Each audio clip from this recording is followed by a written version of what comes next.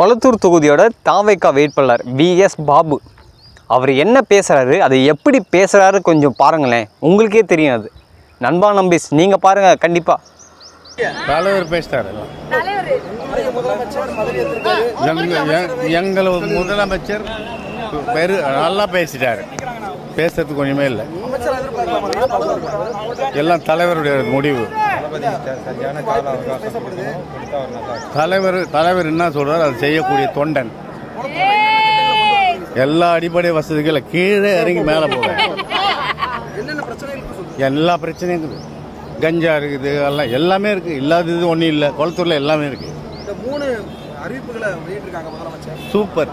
நீங்களே பார்த்து வெளியிடுங்க. போட்டி போடுங்க, நீங்கள் போடுங்க. முடிவு உங்கள் கையில்.